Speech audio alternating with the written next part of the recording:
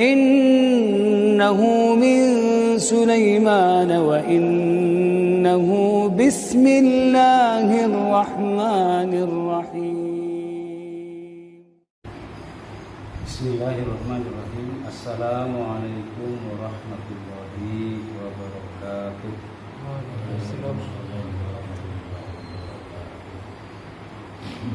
Alhamdulillahi rabbil alamin. Hamdan yuwafi ni'amahu wa yukafi mazidah. Assalatu wassalamu ala sayyidil mursalin Sayyidina Muhammadin wa alihi wa sahbihi wa tabi'in huda bi ihsan ila yaumil qiyamah. Amma ba'du, fa ya ayyuhal hadirin kiram, usi nafsi wa iyyakum bi taqwallah faqad fazal muttaqin.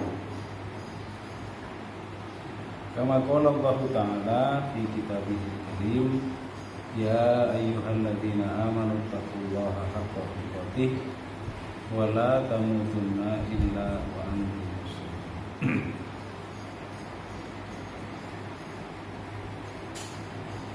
Faqala Rasulullah sallallahu alaihi wasallam,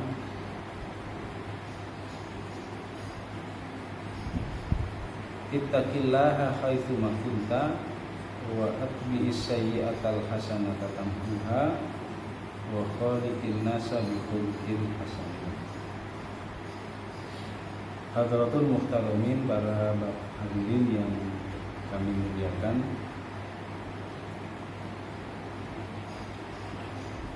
alhamdulillah kita bersyukur kepada Allah Subhanahu wa taala sebagai kewajiban kita sebagai hamba-hambanya Allah Subhanahu wa ta'ala yang Allah telah mencurahkan kepada kita sekalian segala nikmat berupa taufik hidayah maupun inayah serta maghfirahnya, juga segala nikmat yang tentu kita tidak akan mungkin bisa menyebut-nyebutnya, sebagaimana Allah tegaskan, wa in ta'uddu ni'matallahi la tuhsuha. Jika kalian menghitung-hitung nikmat-nikmatnya Allah, la tuhsuha, maka niscaya kalian tidak akan bisa menghitung-hitungnya.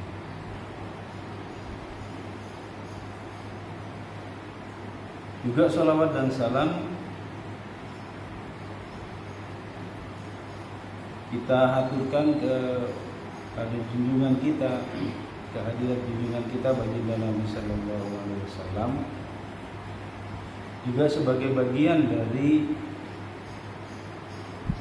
menunaikan perintah Allah Subhanahu wa taala sebagaimana yang difirmankannya, innallaha wa malaikatahu yusholluna 'alaihi ya ayyuhalladzina amanu shollu 'alaihi wa sallimu taslima.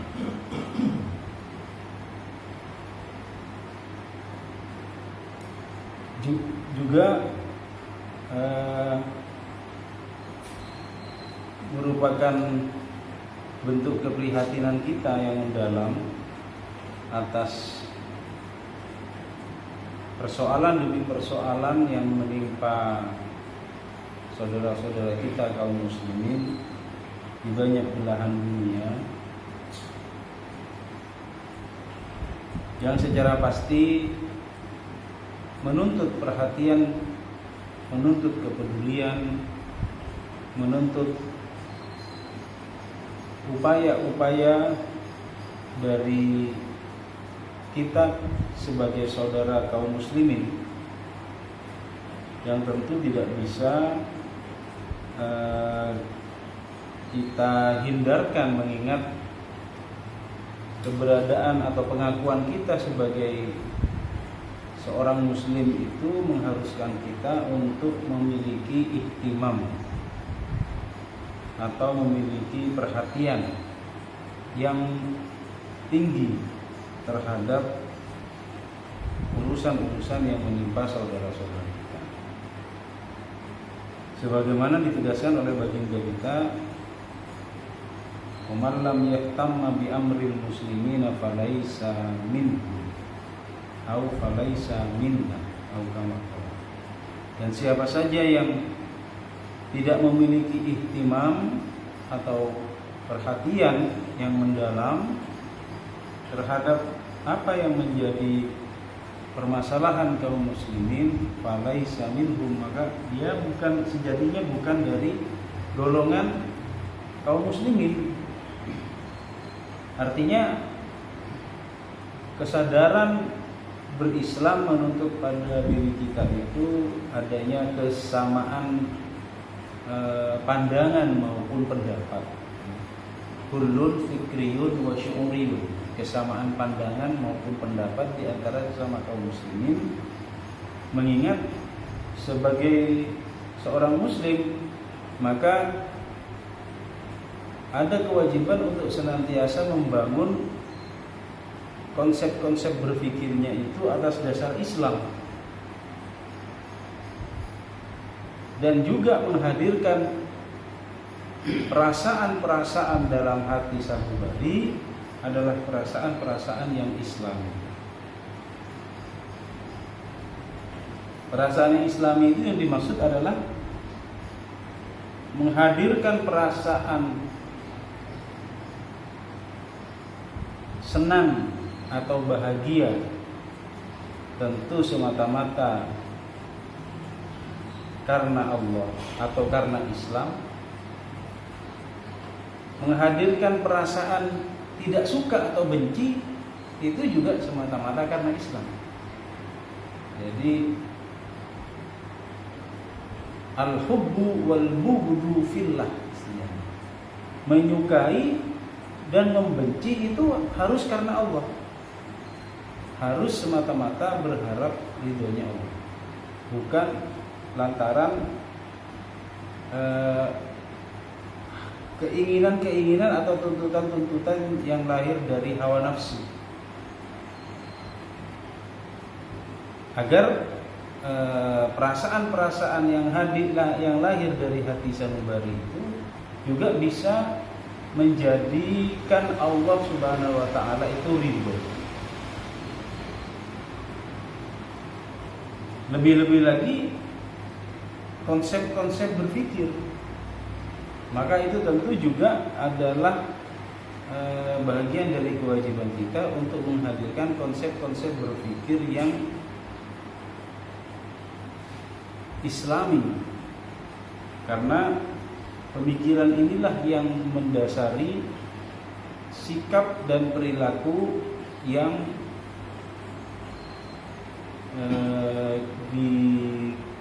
dilaksanakan dalam kehidupan, sikap dan perilaku yang dilahirkan dalam kehidupan. Waalaikumsalam.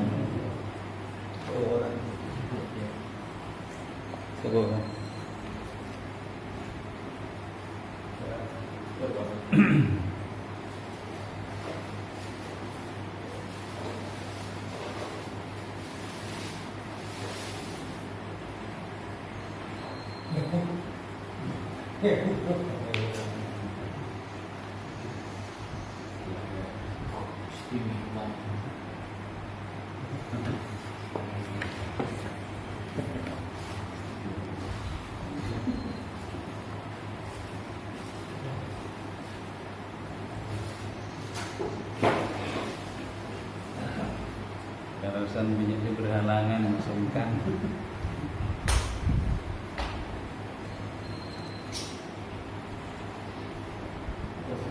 Para hadirin yang dimuliakan Allah Subhanahu wa taala, berikutnya kita masuk pada pembahasan ayat ke-102 dari suratul Baqarah. Pada ayat yang cukup panjang ini Allah Subhanahu wa taala juga masih menyinggung-nyinggung persoalan yang berkaitan dengan Bani Israil, sebagaimana pada beberapa ayat sebelumnya. Pada ayat ini Allah Subhanahu wa taala berfirman,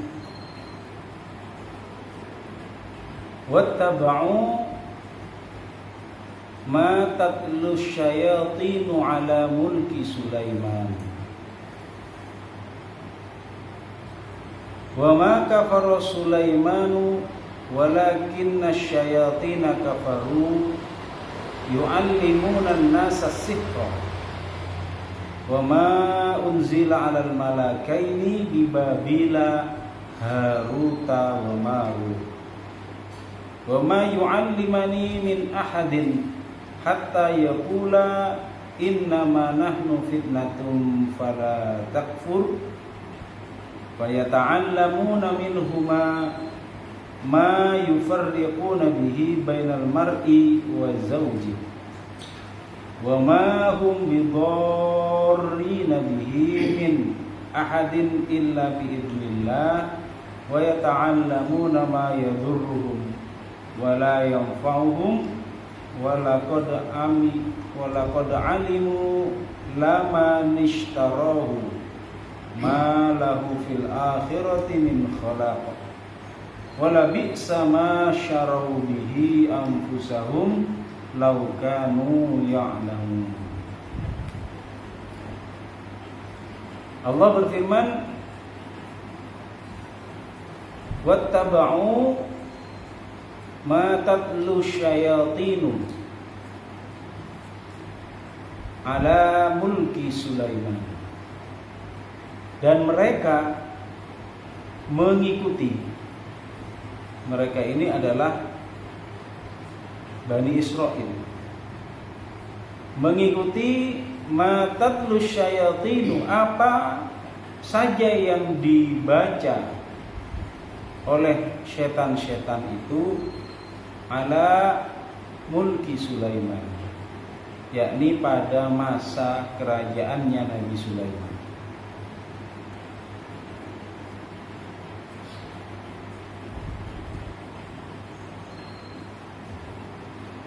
Wa ma kafara Sulaimanu, dan tidaklah Nabi Sulaiman itu kufur atau mengingkari Allah. Walakinna syayatina kafaru, tapi syaitan-syaitan itulah mereka yang kufur. Yu'allimuna an-nasa sihra, mereka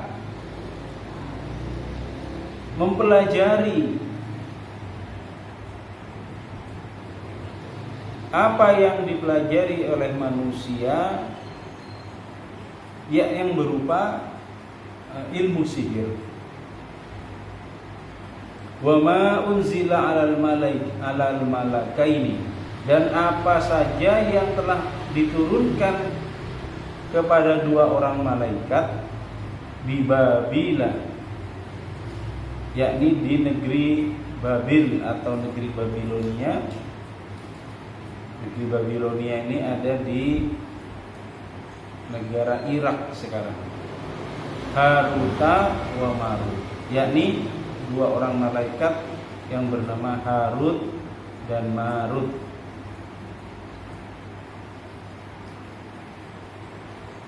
Wa ma yu'allimani min ahadin, dan tidaklah mereka berdua itu mengajarkan kepada seseorang hatta yaqula, sampai mereka berkata innama nahnu fitnatun, sungguh kami ini adalah merupakan fitnah atau ujian bagi kalian. Fala takfur, maka janganlah kalian kufur atau mengingkari Allah Subhanahu wa ta'ala.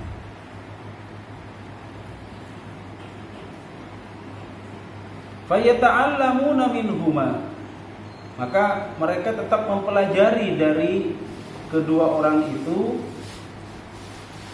berupa ilmu sihir. ma yufarriquna bihi bainal mar'i wa zawji. Apa ilmu-ilmu apa yang ilmu itu bisa sampai memisahkan antara seseorang dengan pasangannya, suami dengan istrinya.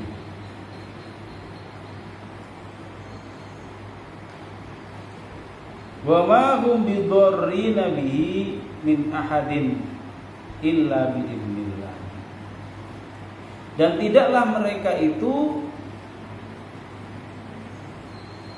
yakni dengan ilmu sihirnya, bidarrina bihi, bisa memberikan mudarat atau bahaya, min ahadin, kepada seseorang, illa biidznillah, kecuali dengan izin atau dengan iradah kehendaknya Allah Subhanahu wa taala.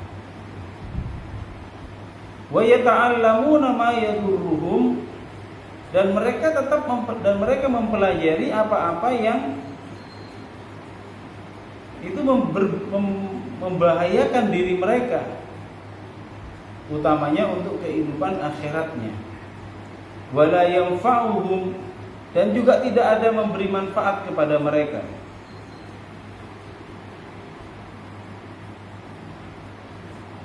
Berupa ilmu sihir itu. Walaqad alimu laman ishtarahu, dan sungguh mereka benar-benar mengetahui, laman ishtarahu,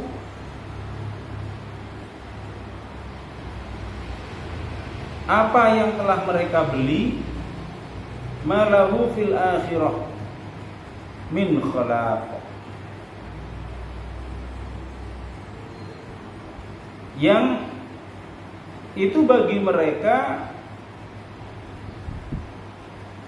tidak, maksudnya tidak memberikan kebaikan dalam kehidupan akhiratnya. Wala bi'sa ma syarau bihi anfusahum, dan sungguh amatlah buruk apa yang telah mereka jual dengan diri mereka. Laukanu ya'lamun, jika mereka benar-benar orang yang mengetahui. Para hadirin yang dirahmati Allah Subhanahu wa taala,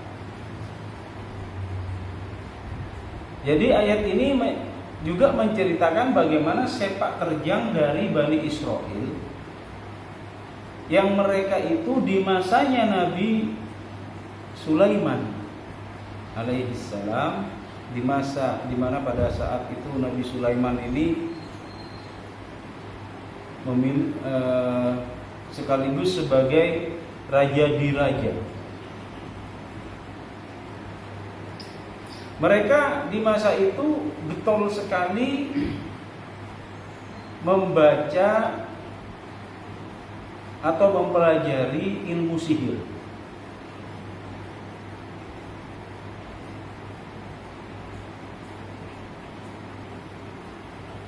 Nah, sementara ilmu sihir itu pada awalnya adalah merupakan ilmu yang didapat atau dipelajari oleh setan-setan.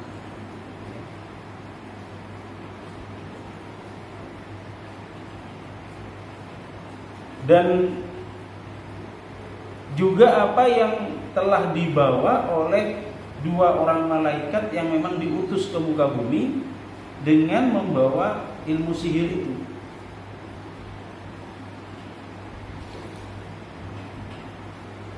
Nah, memang pada masa Nabi Sulaiman alaihissalam ini sangat terkenal dengan perkembangan ilmu sihir. Dan memang Allah Subhanahu wa taala pada umumnya ketika mengutus para nabi dan rasul ke suatu masa, mereka oleh Allah Subhanahu wa taala dibekali dengan mukjizat, dibekali dengan tanda-tanda kenabian yang tanda-tanda itu mengungguli dan melemahkan sesuatu yang atau semua hal yang pada masa itu dianggap istimewa.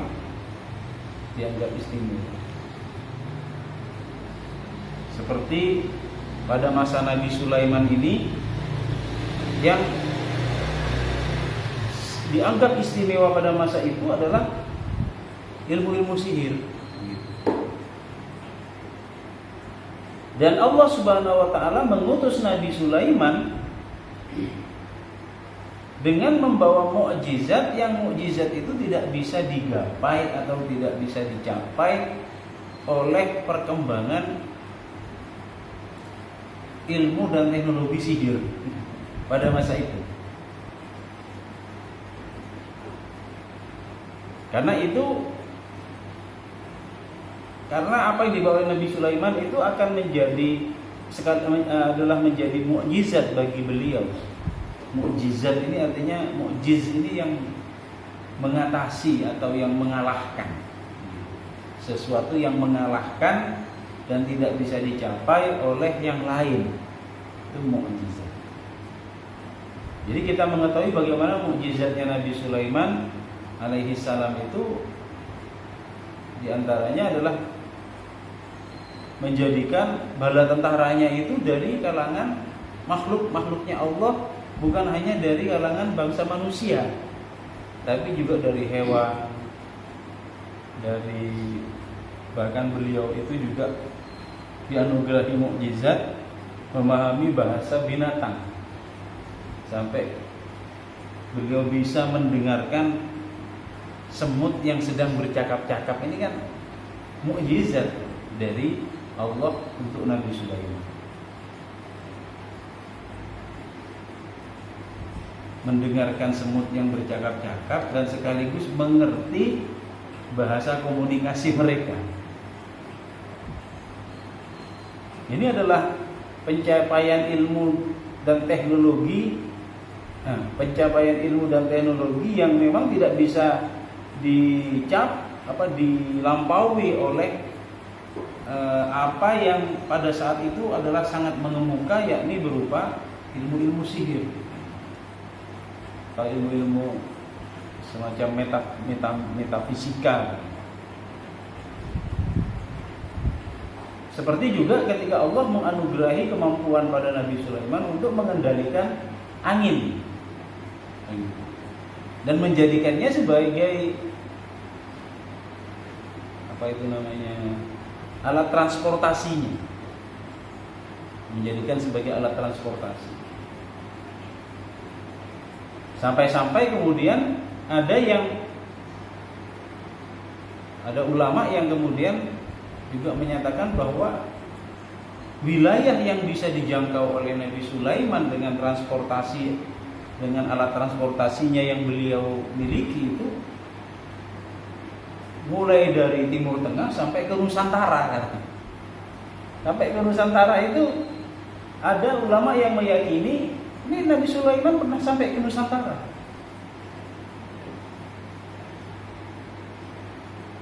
Karena di Nusantara ini, terutama di Jawa, itu banyak sekali indikasi, tanda-tanda yang menunjukkan jejak-jejaknya Nabi Sulaiman. Kata ulama tadi, seperti ada kabupaten namanya Sleman di Jogja. Ada kabupaten namanya Sleman. Dan Sulaiman ini nama yang tidak kaprah kalau menurut aksen Arab. Karena biasanya Su itu justru malah Jawa nih di sini. Soekarno, Soeharto, Sutrisno, Sulaiman. Tidak ada aksen Arab itu pakai nama Su itu tidak ada, kecuali bahasa Jawa katanya. Nah, termasuk juga sampai-sampai ulama ini meyakini bahwa yang membangun Candi Borobudur itu Nabi Sulaiman. Dan itu sebenarnya adalah petilasan untuk tempat beribadahnya Nabi Sulaiman. Bahkan sampai-sampai ulama ini juga membuat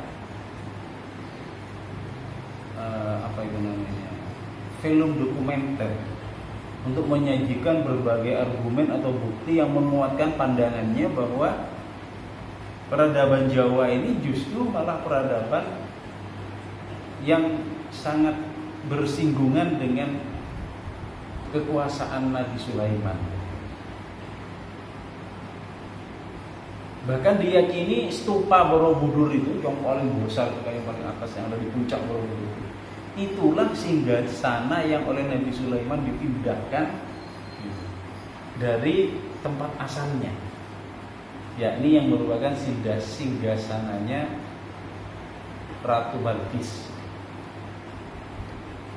Ratu Balkis ini kalau menurut ulama tadi itu kalau adalah merupakan kerajaannya itu ada di Jawa. Kalau di Jawa disebut Ratu Boko. Pernah dengar ya? Boko kerajaan. Itu menurut ulama tadi itu Balkis. Boko katanya. Nah, termasuk beliau juga salah satu yang beliau argumenkan itu, Borobudur itu adalah candi yang tersusun dari batu-batu gunung yang dipahat sedemikian rupa. Dan kalau menurut penelusuran umur arkeologis dari batu itu diyakini berasal dari masa di mana waktu itu baja belum ditemukan. Jadi baja ini kan campuran besi dengan perunggu kalau tidak salah. Kemudian jadi baja yang lebih kuat lagi daripada besi. Kata ini kiai tadi. Nah, pada saat baja belum ditemukan, tidak mungkin batu-batu gunung hitam itu bisa diukir hanya oleh kekuatan pahat dari besi, karena besi itu besi itu termasuk lunak, mudah lunak termasuk. Jadi dia hanya akan menjadi kuat ketika menjadi baja, ketika diolah menjadi baja. Kalau hanya sekedar besi saja itu tidak mampu. Dan pada saat didirikannya Candi Borobudur itu baja, teknologi metalurgi untuk membuat baja itu belum ditemukan oleh manusia, sehingga tidak mungkin, kata beliau itu, kalau Candi Borobudur ini dibuat oleh manusia, kata beliau. Maka pas beliau meyakini bahwa yang membuat Candi Borobudur ini adalah jin-jin yang diperintahkan oleh Nabi Sulaiman, kata beliau. Karena memang Nabi Sulaiman dalam banyak keterangan di dalam Al-Quran dikatakan memiliki sumber daya dari bangsa jin. Dan ini memang sekaligus juga menunjukkan betapa ketinggian ilmu yang dimiliki Nabi Sulaiman itu sekaligus menjadi mukjizat kenabian buat beliau, mengalahkan ilmu-ilmu sihir yang waktu itu juga sudah berkembang di tengah-tengah masyarakat, terutama masyarakat Bani Israel. Nah, kemudian Allah Subhanahu wa taala juga menugaskan kepada Nabi Sulaiman ini, karena beliau telah memiliki kemampuan yang di atas mengatasi kemampuan para tukang-tukang sihir, para ahli-ahli sihir. Beliau oleh Allah Subhanahu wa taala juga diperintahkan untuk mengumpulkan atau menghilangkan pengaruh dari ilmu sihir itu di masa beliau. Sehingga beliau itu kemudian banyak mengumpulkan berbagai kitab-kitab sihir itu beliau kumpulkan, lalu beliau simpan di bawah istana beliau. Di bawah istana beliau. Beliau kumpulkan itu. Jadi ada orang-orang sihir yang kemudian akhirnya berhasil ditaklukkan, dikalahkan oleh beliau. Kemudian beliau apa istilahnya, ilmunya dihilangkan. Kemudian kitab-kitabnya itu beliau rampas dan beliau kumpulkan dalam satu tempat di bawah, istilahnya di bawah tanah di istananya beliau itu, yang disebut sebagai Haikal Sulaiman.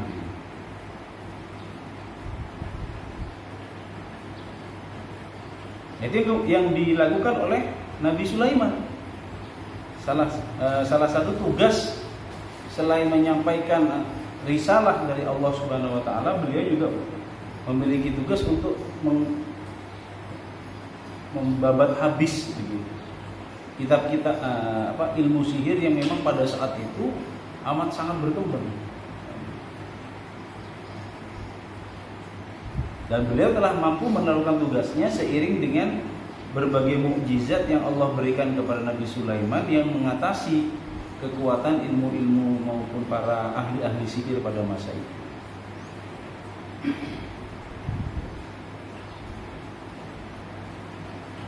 Dan Allah Subhanahu wa taala menegaskan bahwa ilmu sihir itu atau mempelajari ilmu sihir itu bisa mengantarkan kepada kekufuran. Sementara apa yang dimiliki oleh Nabi Sulaiman itu yang menurut sementara kalangan ini ilmu sihir tingkat paling tinggi nih. Karena kan kemampuannya itu kan seolah-olah seperti sihir. Kan seolah-olah seperti sihir, berbicara, mengerti bahasa binatang, memerintahkan binatang, bahkan memerintahkan bangsa jin, bahkan mengatur pergerakan angin. Ini kan kayak ilmu-ilmu sihir gitu, kayak seperti seperti sekarang itu apa namanya tukang pawang hujan begitu. Nah itu kan sedikit banyak kan memang berkaitan dengan ilmu-ilmu seperti itu, ilmu metafisika begitu.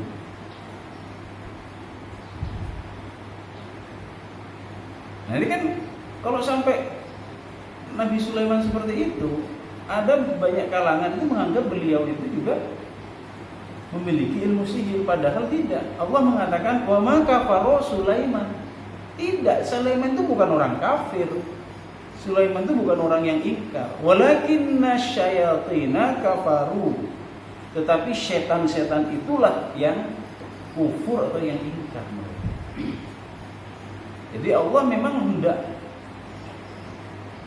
menjadikan mukjizat Nabi Sulaiman itu dalam rangka agar kekufuran itu bisa dibabat habis dan orang-orang kembali beriman kepada Allah mengikuti Nabi Sulaiman.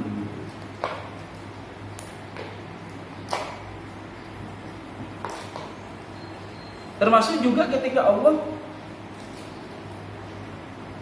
menguji umat manusia pada masa itu, Bani Israel pada masa itu, dengan menurunkan dua orang malaikat.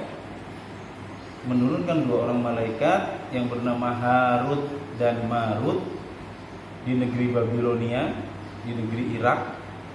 Dan beliau dan mereka berdua ini juga membawa ilmu sihir. Tapi mereka mengatakan kepada orang-orang yang kagum dan datang untuk belajar kepadanya, mereka mengatakan, karena memang mereka telah diperintahkan oleh Allah Subhanahu wa taala, wa ma yu'allimani min ahadin hatta yaqula innama nahnu fitnatun fala takfur. Jadi Allah para malaikat ini yang kemudian mereka itu berwujud sebagai manusia, mereka mengatakan kepada para manusia yang mendatangi mereka, sungguh kami ini akan menjadi ujian bagi kamu. Innama nahnu fitnatun, sungguh kami ini adalah fitnah. Kata para kami ini menjadi ujian buat kamu. Maka kemudian mereka mengatakan fala takfur, jangan sampai kamu itu kufur atau ingkar.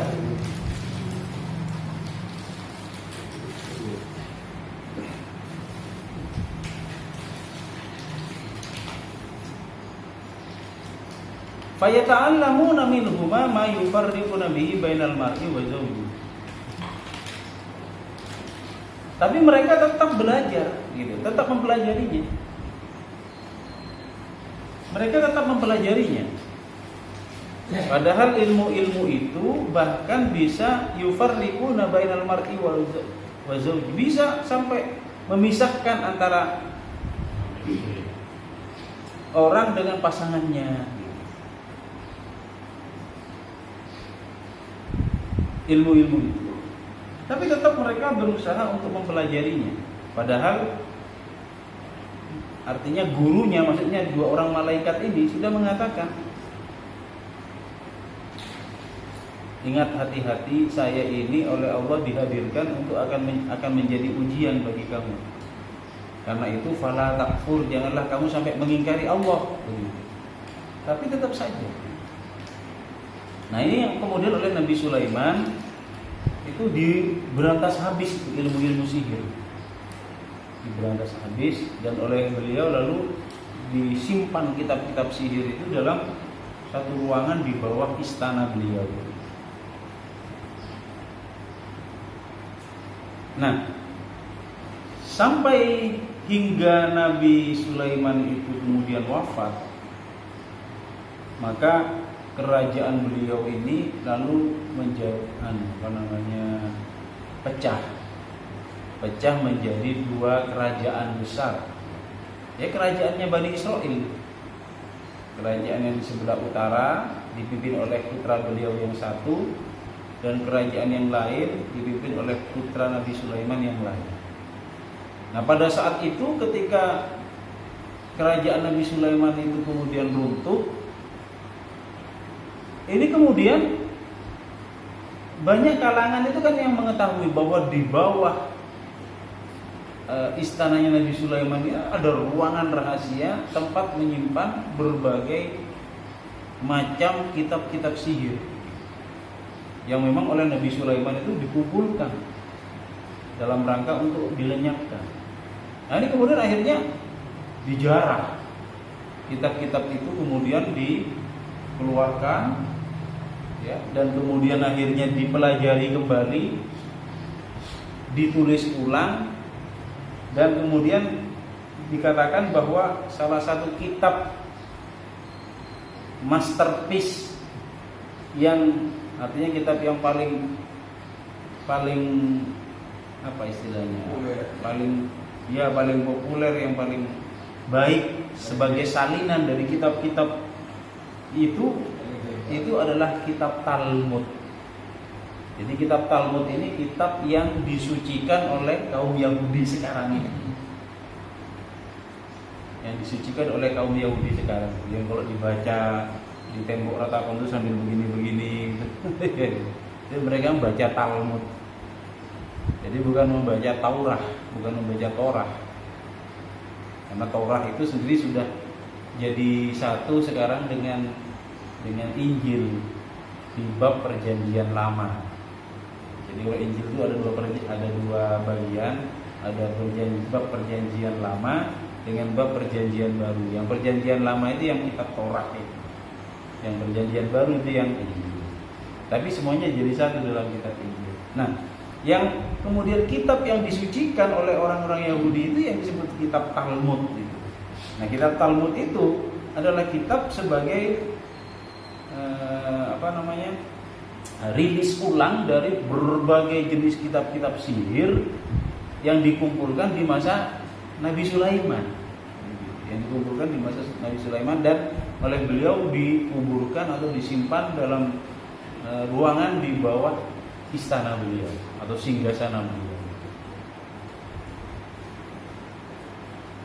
Nah, sampai sekarang kitab Talmud itu ada, jadi kitab sucinya orang-orang Yahudi.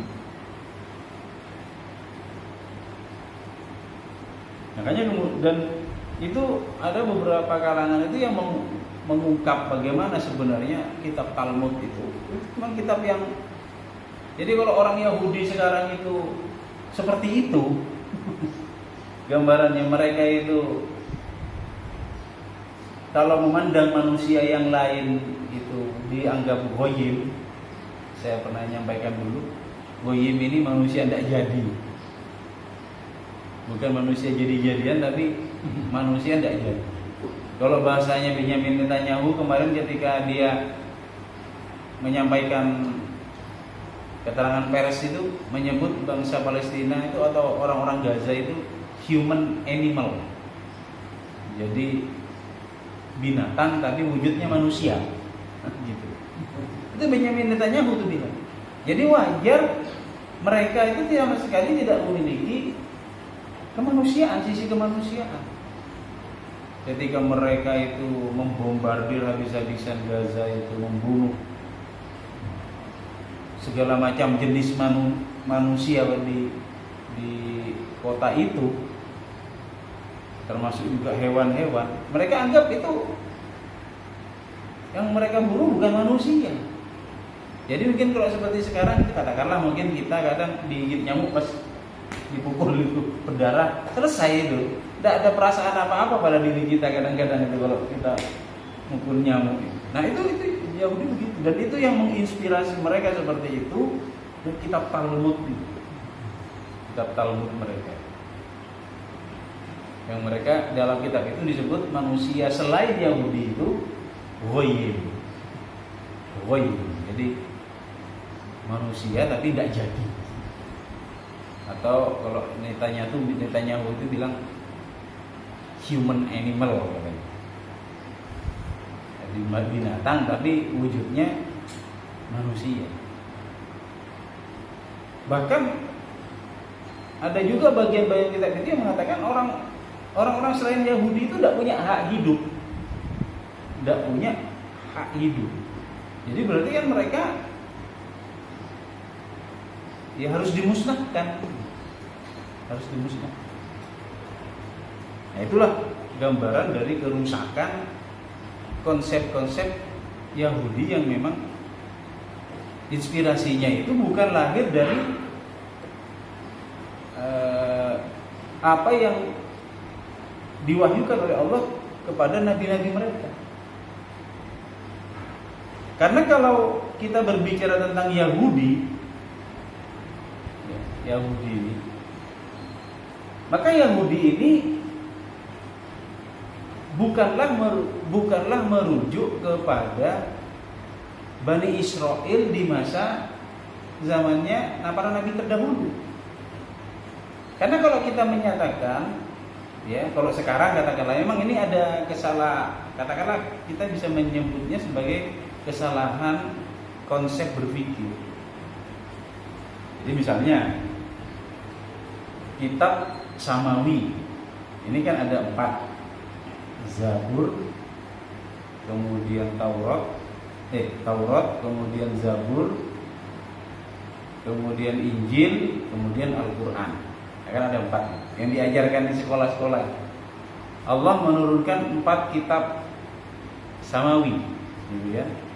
Yang pertama Taurat diturunkan kepada Nabi Musa. Kemudian Zabur diturunkan kepada nabi setelah Nabi Musa, yakni Nabi Daud. Lalu Injil diturunkan kepada nabi berikutnya lagi, yakni Nabi Isa. Dan Al-Quran yang diturunkan kepada Nabi Muhammad SAW. Nah, ini kebanyakan kita memandang begini. Taurat dan Zabur itu Allah turunkan untuk orang Yahudi. Agar begitu. Kira-kira begitu pemahaman kita selama ini. Taurat dan Zabur itu Allah turunkan untuk orang Yahudi. Injil Allah turunkan untuk orang Nasrani. Nah, Al-Quran lah yang Allah turunkan untuk orang Muslim, untuk umat Islam. Nah, ini sebenarnya salah. Konsep seperti ini salah. Karena kalau kita merujuk kepada Al-Quran, Allah menyatakan Abul Anbiya, yakni bapak atau nenek moyangnya para nabi, itu kan Nabi Ibrahim alaihi salam. Allah menyatakan di dalam Al-Quran itu, wa makana Ibrahimu Yahudiyan wala Nasroniyan walakin kana hanifan musliman. Tidaklah Nabi Ibrahim itu, kata Allah, Yahudian, orang Yahudi, wala Nasroniyan, bukan orang Nasrani. Nabi Ibrahim itu bukan orang Yahudi, bukan orang Nasrani. Walakin kana hanifan musliman, melainkan dia itu adalah seorang muslim yang hanif. Hanifan musliman. Wa makana minal musyrikin, dia bukan orang-orang musyrik. Nah, jadi Nabi Ibrahim ini Allah menyebutnya muslim. Allah menyebutnya muslim. Bapak atau nenek moyangnya para nabi, Abul Anbiya wal Mursalin, itu Allah menyebutnya Ibrahim ini adalah muslim. Kemudian lahirlah generasi setelah Nabi Ibrahim, Nabi Ishak dan Nabi Ismail. Nabi Ishak, dari Nabi Ishak kemudian dilanjutkan dengan generasi berikutnya lagi, Nabi Yakub. Dari Nabi Yakub ada Nabi Yusuf dan seterusnya. Maka Nabi, kalau kita melihat di dalam Al-Quran pula, itu Nabi Yakub yang kemudian mendapatkan gelar Israel. Nah, Nabi Yakub inilah yang mendapatkan gelar Israel. Israel ini maknanya adalah kekasih Allah. Allah menyebutnya beliau ini bukan orang Yahudi, tapi disebut sebagai Bani, anak-anaknya Nabi Yakub ini, ya, yang 12 itu termasuk diantaranya adalah Nabi Yusuf, itu disebut sebagai Bani Israel. Tapi Bani Israel ini bukan Yahudi, bukan Yahudi. Allah menyebut karena pada saat menjelang wafatnya Nabi Yakub, beliau itu bertanya kepada putra-putranya, kepada Bani Israel itu, dalam satu ayat.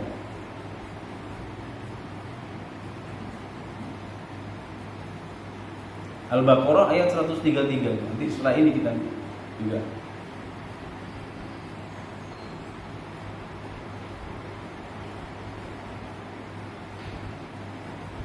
Wa wassa biha Ibrahimu banihi wa Yaquba, dan Nabi Ibrahim telah memberi wasiat kepada anak keturunannya.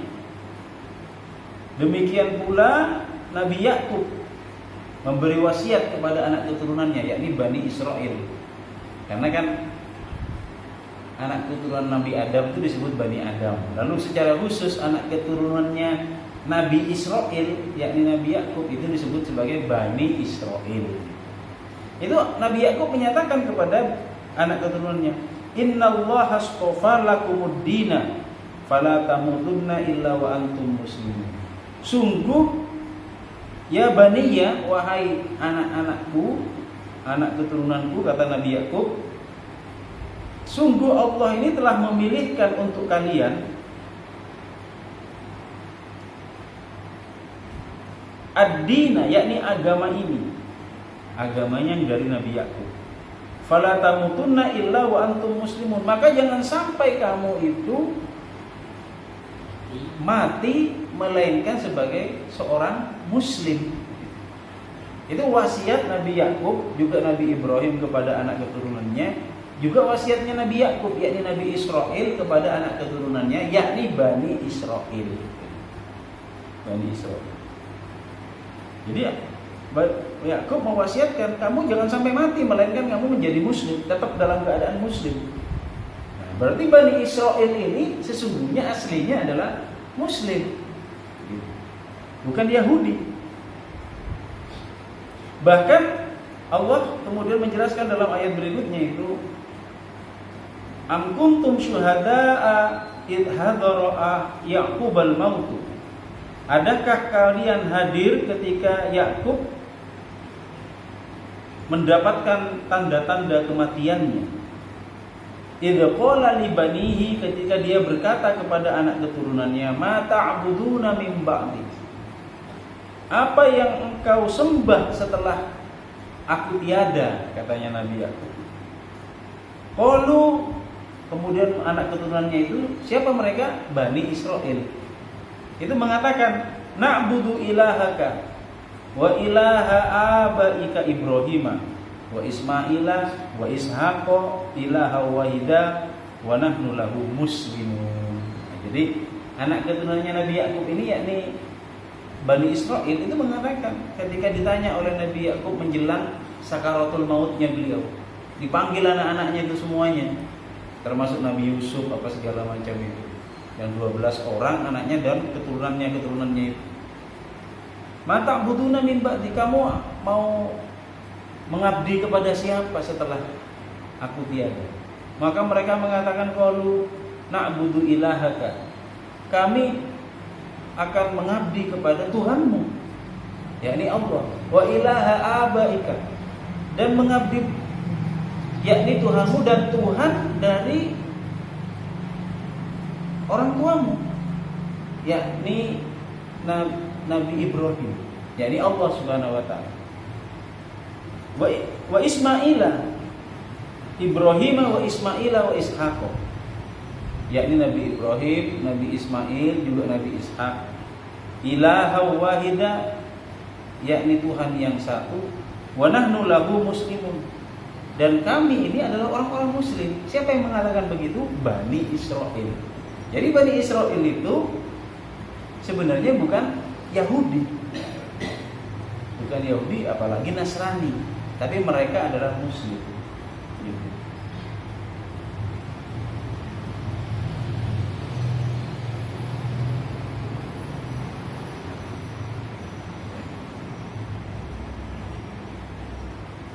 Lalu kemudian pada gilirannya ketika terjadi penyimpangan demi penyimpangan dan termasuk muncul yang namanya kitab Talmud itu, maka jadilah di situ orang-orang Muslim dari Bani Israel itu akhirnya kemudian keyakinan agama mereka lalu menjadi Yahudi akhirnya, karena telah mengikuti petunjuk yang salah. Bahkan ketika kemudian mereka mengatakan kepada orang-orang Muslim yang lain yang lurus-lurus itu, di dalam Al-Quran itu disebutkan, wa qalu kunu hudan aw nasara tahtadu. Mereka berkata, jadilah kalian orang-orang Yahudi atau jadilah kalian orang-orang Nasrani, maka tahtadu, kalian itu niscaya akan dapat hidayah. Mereka mengatakan, kul bal millata Ibrahim hanifah, kami hanya mengikuti milahnya Nabi Ibrahim yang lurus. Wa maka minal musyrikin, dan tidaklah kalian akan mendapati Nabi Ibrahim itu termasuk orang musyrik. Nah, jadi para hadirin dirahmati Allah Subhanahu wa taala, berarti bahwa Yahudi ini bukan agama asli dari Bani Israel, tapi adalah bentuk keyakinan sesat, ya, yang dimunculkan pasca dirilisnya kembali kitab-kitab sihir yang sudah tertimbun atau ditimbun di masanya Nabi Sulaiman itu. Lalu orang-orang kembali mengeluarkannya dan menulis ulang itu, sehingga kemudian muncul kitab paling yang mereka sebut kitab paling tinggi, yakni Talmud itu. Nah, dari situlah kemudian agama Yahudi itu lahir atau muncul.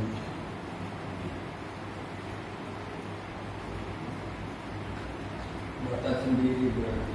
Nah, jadi termasuk juga ketika di masa di masa Nabi Musa, ketika Nabi Musa alaihi salam membawa Bani Israel itu, membawa kaumnya yakni Bani Israel itu menyelamatkan kaumnya dari kejarannya bala tentara Fir'aun, itu yang beliau bawa itu bukan orang Yahudi. Yang beliau bawa itu Bani Israel yang Muslim. Yahudi itu belum dikenal pada masa itu. Nah, kemudian ketika Allah itu menyatakan kepada Bani Israel yang Muslim itu, masuklah kamu ke dalam negeri yang diberkahi itu, yang disebut sebagai Ardul Muqaddasah, tanah yang suci yang diberkahi. Maka itu adalah tanah yang Allah janjikan kepada kaum Muslim dari Bani Yahudi, dari Bani Israel. Jadi tanah Palestina itu Allah janjikan sebagai tanah suci. Allah janjikan bukan kepada orang Yahudi, apalagi orang Nasrani, tetapi kepada kaum Muslim pada masa itu. Jadi kalau sekarang kemudian mereka mengklaim ini tanah yang Allah janjikan kepada kami, kata orang-orang Zionis Yahudi itu klaim yang tidak memiliki dasar legitimasi wahyu, sama sekali tidak ada. Karena itulah akar sejarahnya orang-orang Yahudi.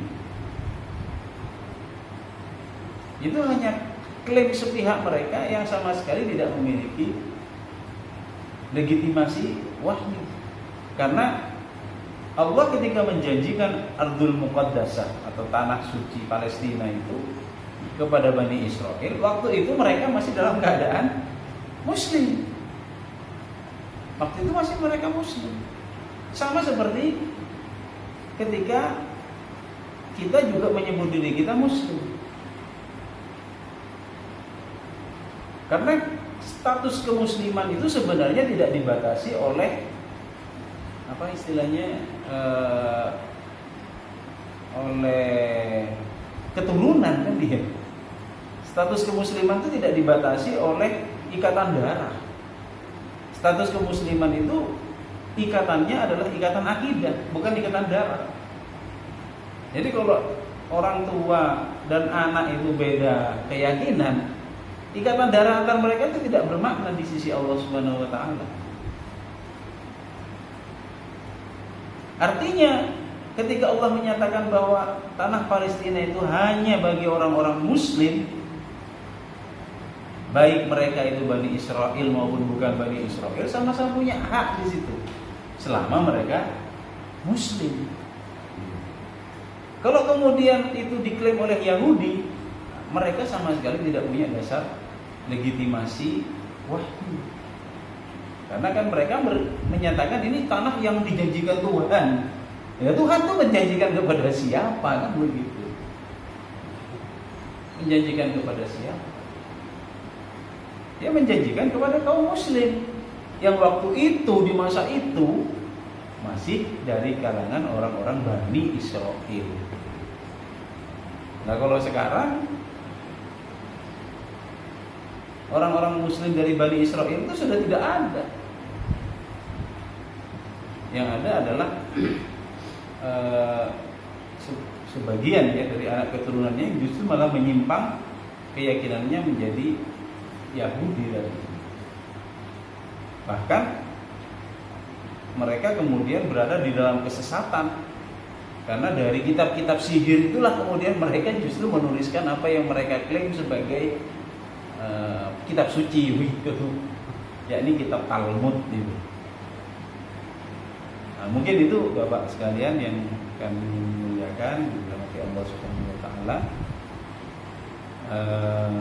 Kita bisa ulas kembali karena memang ini masih cukup panjang ayatnya. Ada pertemuan berikutnya. Mungkin sampai di sini ada yang perlu kita bahas lebih jauh. Kami persilakan.